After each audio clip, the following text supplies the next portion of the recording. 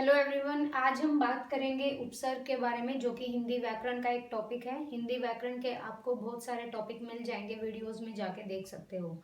आज हम करेंगे उपसर्ग के बारे में। जैसा कि आपको पता होगा, उपसर्ग और प्रत्यय दो चीज होती हैं। हिंदी व्याकरण में ये यूज किए जाते हैं। जब भी अगर हिंदी सेक्शन आता है एग्जाम में, तो उपसर्ग और प्रत्यय एक नंबर में तो जरूर आते हैं, और हो सकता है आपको 2 नंबर में मिल जाए यहाँ से क्वेश्चन।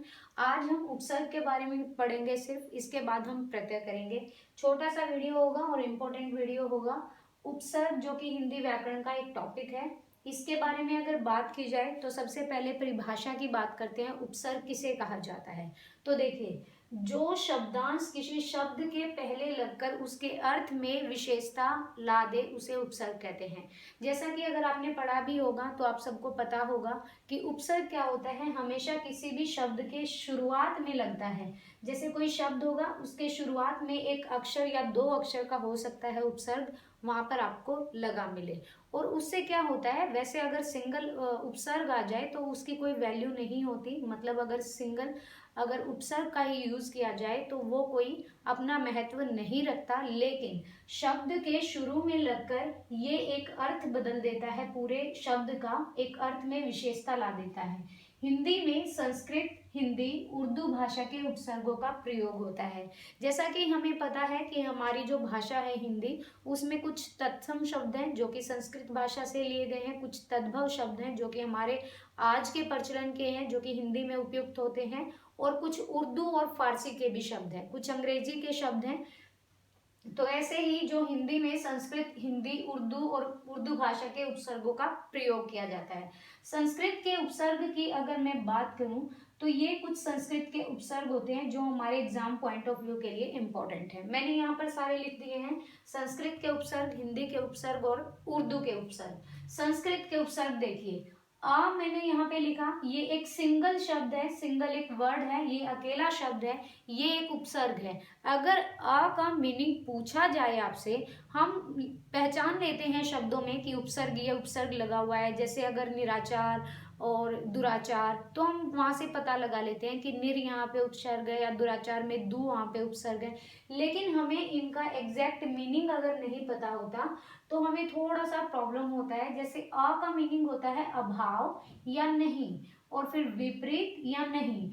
इसके अगर शब्द बनाने को आपको बोला जाए तो ये कुछ संस्कृत के शब्द बनते हैं, जैसे अधर हो गया, अमल हो गया, अचल हो गया, अटल हो गया, और इन शब्दों के भी अलग अलग अपने अर्थ होते हैं। हम यहाँ पर सिर्फ उपसर्ग के बारे में बात कर रहे हैं। तो यहाँ पर संस्कृत के कुछ शब्द हैं जो कि आपको पेपर में एज इट इज दिए मिलते हैं। किसी भी शब्द के आगे लगा के आपको उपसर्ग दे दिया जाता है। अ, आ, अन, अधि, अप, अति, अनु, अव, अभि, उप, उत, चीर, नी, निस, प्रा, पर, प्रति, वि, सम, सु और स्व। एक और भी आइडिया होता है संस्कृत के शब्दों को पहचानने का। मोस्टली वहां पे क्या होता है कि ये कुछ हलंत लगा मिलता है, तो हम पहचान जाते हैं कि ये कुछ संस्कृत के शब्द हैं। मैंने यहाँ पर इन शब्दों के मीनिंग लिख दिए हैं, आप यहाँ पे देख सकते हो। यहाँ पर मैंने इनके मीनिंग लिख दिए हैं। अन का जो मीनिंग होता है बेटा, वो होता है निषेध। अन का मीनिंग होता है निषेध। अ का जैसे अभाव होता है, तो अन का मीनिंग होता है निषेध। अप का मीनिंग होता है अभाव और हीन। हीन मतलब नीचा होना या किसी को हीन दिखाना। जैसे अप से अपमान हो सकता है, ठीक है, अप से अपराधी हो सकता है। अव का मीनिंग भी होता है नीचा या अनादर करना। उप का मीनिंग होता है छोटा, निकट, गौण मतलब सेकेंडरी, और सहायक या सुबॉर्डिनेट जिसे कहा जाता है इंग्लिश में। तो अब यहाँ पे जैसे उपकार हो सकता है, ठीक है। ये कुछ उपसर्ग हैं जो कि शब्दों में लगते हैं। चीर, चीर का मीनिंग होता है बहुत या अनंत। जैसे बोलते हैं चिरंजीव, ठीक है, तो उनका मीनिंग क्या होता है? बहुत या अनंत। नीर, नीर का मीनिंग होता है निर। यहाँ पर नीर नहीं बोलेंगे, ये निर है, निर है, यहाँ पर शायद निर आना चाहिए। तो इसका मीनिंग होता है निषेध, रहित और बाहर। क्या होता है? निषेध मतलब मना है, रहित जैसे निरादर हो गया, और बाहर।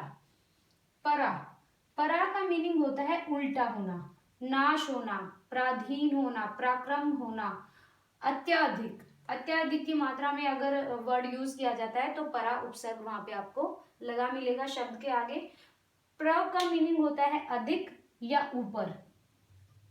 प्रति, प्रति का मीनिंग होता है जैसे प्रतिरोध करना, प्रतिकार करना, प्रतिमान। तो ये कुछ वर्ड होते हैं। प्रति का एग्जैक्ट अगर मीनिंग बोले तो वो होता है विरोध या सामने, ठीक है। फिर है स्व।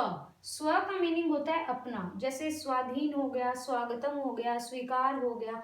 तो ये अपना के लिए यूज किया जाता है। कई बार एग्जामिनर पूछ लेता है, अगर वो एडवांस हिंदी आपके पेपर में देगा तो इनकी मीनिंग पूछ लेगा, ना कि आपसे ये पूछेगा कि इस शब्द में उपसर्ग बताइए, बल्कि वो एक उपसर्ग देगा आपको और पूछेगा कि इसका अर्थ क्या है, इस उपसर्ग का अर्थ क्या है।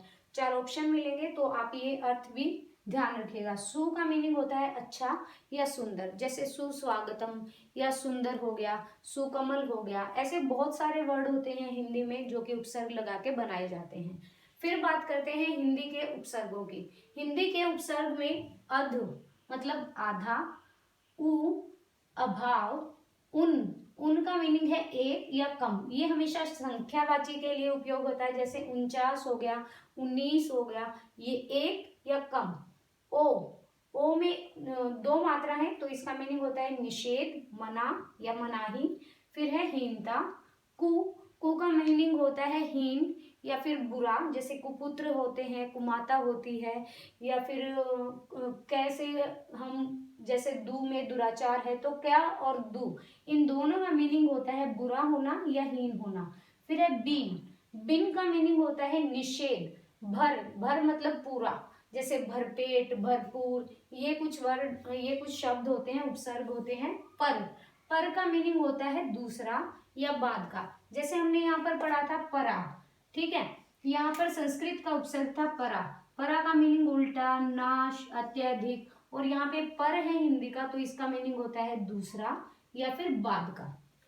ये उर्दू के उपसर्ग हैं और यही है पूरा उपसर्ग का पूरा टॉपिक, और कुछ नहीं है। उपसर्ग में आपको बस ये याद रखना है कि किसी भी शब्द के आगे जो किसी अर्थ में एक विशेषता ला दे उसे उपसर्ग कहा जाता है। फिर भी आपको अगर पहचान ना आए तो मान लीजिए कि आपको ये शब्द दिया है अचल।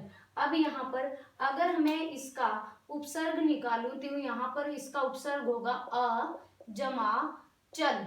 इस शब्द का कोई मीनिंग नहीं है तो उपसर्गों का कोई अर्थ नहीं होता। उपसर्गों का अर्थ तभी होता है जब वो किसी शब्द के आगे लग जाते हैं, आगे जुड़ जाते हैं। यहाँ पर चल का मीनिंग तो है चलना, ठीक है, लेकिन अ का कोई मीनिंग नहीं है, इसीलिए अ क्या है, उपसर्ग है। आप ऐसे भी पहचान सकते हैं। उर्दू के उपसर्ग में बात करें तो देखिए यहाँ पर अल का मीनिंग होता है निश्चित, कम का मतलब कम ही होना, खुश, गैर। और उर्दू के शब्द तो आप तुरंत पहचान जाओगे अगर आपने तत्सम तद्भव पढ़े हैं। तो उर्दू के शब्द थोड़े डिफरेंट होते हैं हिंदी और संस्कृत से। खुश, गैर, दर। दर का मीनिंग होता है में, किसी चीज में गिरावट आना, किसी चीज में बढ़ोतरी होना। तो दर कितनी घट रही है, कितनी बढ़ रही है, ना, नहीं। बद बुरा होता है। बर का मीनिंग होता है ऊपर। बे मतलब यहाँ पर हम हीन भी बोल सकते हैं, बेशर्म भी बोल सकते हैं। ला का मीनिंग होता है बिना। फिर हर मतलब प्रत्येक, हर एक। हम का मीनिंग होता है समान। हम हमेशा ज्यादा लोगों के लिए बोला जाता है, एक के लिए यूज नहीं किया जाता है। तो हम का मीनिंग यहाँ पर हो गया समान। ये उपसर्ग के कुछ शब्द हैं जो आप ऐसे याद रख सकते हैं कि अगर ये कुछ शब्द आ जाते हैं तो आप पहचान जाओगे कि इसमें ये उपसर्ग है। जैसे अधि है तो अधिकार दे सकता है वो आपको, अधिपत्य दे सकता है। अप है तो अपमान दे सकता है। और फिर अति है तो यहाँ पर दे सकता है अतिचारी हो सकता है इसका, या अति व्यय हो सकता है, ठीक है। तो उपसर्ग जो होते हैं वो बेसिकली उनका कोई मीनिंग नहीं होता, वो किसी शब्द में अगर लग जाते हैं तो ही मीनिंग होता है, अदरवाइज उनका कोई मीनिंग नहीं होता। आई होप सो कि ये छोटा सा वीडियो आपको पसंद आए, और आपको पसंद आए तो आप प्लीज़ लाइक कीजिएगा वीडियो को और शेयर भी कीजिएगा। इसके बाद हम प्रत्यय करेंगे जो कि हिंदी का अगला टॉपिक होगा हमारा। So thank you so much, thank you to all of you.